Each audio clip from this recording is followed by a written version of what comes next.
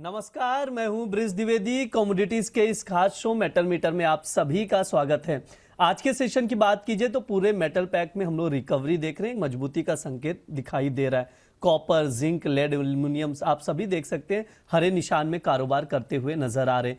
क्या ऐसे में सेल ऑन राइज की स्ट्रैटेजी बना सकते हैं या डीप में लॉन्ग पोजीशन बना सकते हैं? ट्रेडर्स क्या रणनीति बनाए, कौन से लेवल्स इंपॉर्टेंट है, टेक्निकल चार्ट क्या कह रहा है, तमाम मेटल्स का समझने की कोशिश की जाएगी। हमारे साथ जुड़ रहे हैं खास मेहमान पृथ्वी फिनमार्ट के डायरेक्टर और कमोडिटी एंड करेंसी के research head Manoj Jain ji. Manoj sir नमस्कार, स्वागत है आपका द बोनस में।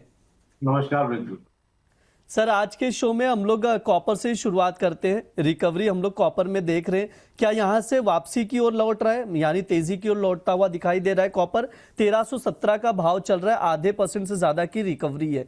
क्या मजबूती का संकेत मिल गया है सर? अब तेजी दिखाई देगी या कोई और स्ट्रेटेजी यहां पर बन सकती है कॉपर में? देखिए, एक बड़ी तेजी तो नहीं है लेकिन एक पुलबैक जरूर देखने को मिलेगा कीमतों में। जो 13,800 से $14,000 तक एक बार एलएमई फिर से जो है वो देखने को मिल सकती है। उस लिहाज से भारतीय बाजारों में 1340 1350 तक के स्तर जून कॉन्ट्रैक्ट में फिर एक बार यहाँ देखने को मिल सकते हैं। तो एक अच्छी प्रॉफिट बुकिंग के बाद मार्केट यहाँ पे पुलबैक दिखा रहा है। हमारा मानना है कि इसमें थोड़ा डीप आता है तो बाय करना चाहिए। जो जून कॉन्ट्रैक्ट अभी 1317 के आसपास चल रहा है, 1305 के आसपास इसमें बाय करना चाहिए। 1289 का एक स्टॉप लॉस रखें, 1330 के लक्ष्य रखें। 1330 का स्तर अगर पार होगा तो 1344 इसी सप्ताह एक बार मार्केट दिखा सकता है। ठीक है, ये सर की राय है। कॉपर में बाय करने की सलाह दी जा रही। जून वायदा 1305 पर लॉन्ग करके चल सकते हैं। 1330 तक के टारगेट के लिए 1289 का स्टॉप लॉस लगाएं। मनोज सर, एक चीज ये भी बताइएगा, जो कॉपर में हमने रैली देखी थी, जो उसके फंडामेंटल्स थे वो भी अभी भी इंटैक्ट है? देखिए, फंडामेंटल बिल्कुल इंटैक्ट है। यहाँ पे जो एक दबाव बनता हुआ नजर आया मेटल्स में, हमने देखा है कि यूएस और ईरान के जो पीस डील साइन हुई उसके बावजूद वहां पे मेटल में एक बड़ा सेल ऑफ था, क्योंकि ग्लोबली जो है इक्विटी मार्केट वहां पे इमीडिएट रिएक्ट करते हुए नजर आए थे जब डॉलर इंडेक्स में मजबूती थी और फेड की तरफ से जो ब्याज दरों को लेकर के रुख है वो वहां पे थोड़ा सा नकारात्मक था। तो जो मॉनेटरी ईजिंग का साइकिल था ग्लोबल सेंट्रल बैंक्स का, वो वहां मॉनेटरी टाइटनिंग में जो है बदलता हुआ नजर आ रहा है।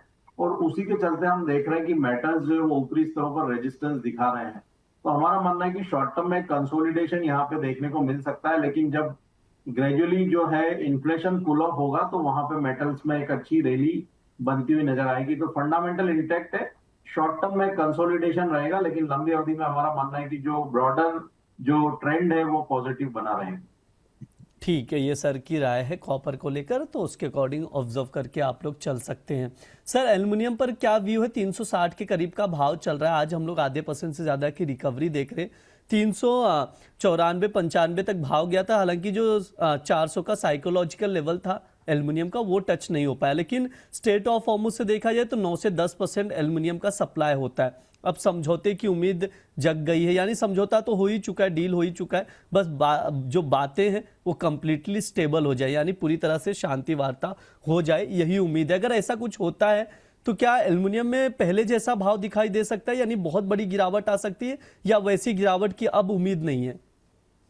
नहीं, यहाँ पे मेरा मानना है कि मार्केट उसको न्यूज को डिस्काउंट कर चुका है। जो लगभग 400 के आसपास के भाव थे, हमने 350 तक कीमतों को आते हुए देखा, तो लगभग वहां पे 12-13% की गिरावट जो ऊपरी स्तरों से आती हुई नजर आई। तो मेरा मानना है कि 350 एक बेस रहेगा भारतीय बाजारों में, और इंटरनेशनल मार्केट में $3,310 जो है एलएमई पे एक मजबूत सपोर्ट रहेगा एल्यूमिनियम के लिए। डिस्पाइट कि यहाँ पे स्ट्रेट ऑफ हॉर्मुज रीओपन हो जाएगा और यूएस और ईरान के बीच में डील चल रही है, उसके बावजूद यहाँ पे बहुत ज्यादा बड़ी गिरावट आ जाएगी उसकी आशंका नहीं है, क्योंकि जो मेटल्स है उसकी डिमांड यहाँ पे बनी हुई है, इन्वेंट्री का शॉर्टेज है। दूसरा, यहाँ पे जो स्ट्रेट ऑफ हॉर्मुज रीओपन होगा तो उसके बावजूद वहां पे जो पूरी तरह से ऑपरेशन जो नॉर्मलाइज होने में अगले 4 से 5 महीने का समय लग सकता है। तो शॉर्ट टर्म में यहाँ पे कंसोलिडेशन एल्यूमिनियम में भी रहेगा, लेकिन बहुत ज्यादा पैनिक की संभावना वर्तमान स्तर से नजर नहीं आती है। डिप्स में यहाँ भी बाय की रणनीति बनाई जा सकती है। एल्यूमिनियम जून कॉन्ट्रैक्ट 356 के स्तर पर खरीदे, 362 के लक्ष्य के लिए। स्टॉप लॉस वहां पे 353 का लगाना। ये सर की राय है एल्युमिनियम को लेकर। जून वायदा 356 पर लॉन्ग करके चल सकते हैं। 362 तक के टारगेट के लिए 353 का स्टॉप लॉस लगाकर चल सकते हैं। सर, जिंक पर क्या व्यू है? जिंक में क्या रणनीति बनाई जाए? जिंक मेरा मानना है कि एक सीमित दायरे में रहेगा। इस सप्ताह जो रेंज है वो 364 से 372 की रह सकती है, तो बड़ी अपसाइड यहाँ पे नजर नहीं आ रही है। एक दायरे का कारोबार जो है जिंक में देखने को मिल सकता है। ठीक है, एक दायरे का कारोबार जिंक में देखने को मिल सकता है। सर, निकल और लेड को कैसे देख रहे हैं? कहीं अपॉर्चुनिटी दिख रही है क्या ट्रेडर्स के लिए? साइडवेज ही रहेगा। इनफैक्ट लेड में भी थोड़ा प्रेशर और देखने को मिल सकता है, क्योंकि यहाँ पे इन्वेंट्री में बढ़त देखने को मिली थी और उसका असर कीमतों पर पड़ता हुआ नजर आया। हमने लगभग 210 तक कीमतों को जाते हुए देखा था, जो अभी 204 के नीचे आ चुकी है। तो हमारा मानना है कि ग्रेजुअली कीमतें फिर एक बार 200 201 तक के स्तर तक आ सकती है।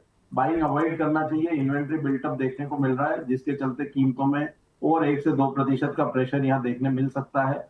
जहां तक निकल का सवाल है, तो हम देख रहे हैं कि वहां पे कीमतों में थोड़ा प्रेशर है, क्योंकि जो रॉ मटेरियल है वहां पे गिरावट देखने को मिली है। कोल की कीमतों में गिरावट आई है, कच्चे तेल में नरमी आने के चलते। तो उसके चलते आयरन और की कीमतों पर दबाव है, तो यहाँ पे निकल की कीमतें भी दबाव में आती हुई नजर आई है।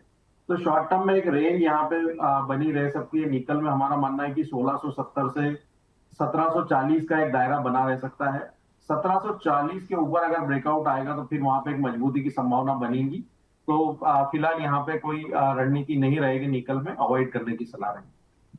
ठीक है, अभी अवॉइड करने की सलाह है निकेल को लेकर। तो ये सर ने तमाम मेटल्स के जो लेवल्स बताए वो चीजें आप लोग देखिए, ऑब्जर्व कीजिए। सर, समय भी हो चुका है, डिस्क्लेमर दे दीजिए प्लीज। जो भी डिस्कशन हमने किया है ब्रिज मेटल्स के ऊपर, उसमें मेरी कोई व्यक्तिगत पोजीशन नहीं है, क्लाइंट की हो सकती है। क्लाइंट को यहाँ पे स्टॉप लॉस स्ट्रिक्टली फॉलो करने की सलाह रहेगी। साथ ही रणनीति बना रहे हैं तो वित्तीय सलाहकार की सलाह से ही बना। जी बिल्कुल, बहुत बहुत शुक्रिया सर आज की चर्चा में जुड़ने के लिए। ये हमारा मेटल मीटर शो है। इस दौरान तमाम बेस मेटल्स पर हम लोग विस्तार से बातचीत करते हैं, उसके फंडामेंटल समझते हैं, टेक्निकल लेवल समझते हैं। कुछ टॉपिक्स भी रिकमेंड किए जाते हैं एक्सपर्ट्स की तरफ से, जिस पर आप लोग नजर बनाकर चल सकते हैं। फिलहाल के लिए शो में इतना ही। आप लोग बने रहिए द बोनस के साथ। धन्यवाद।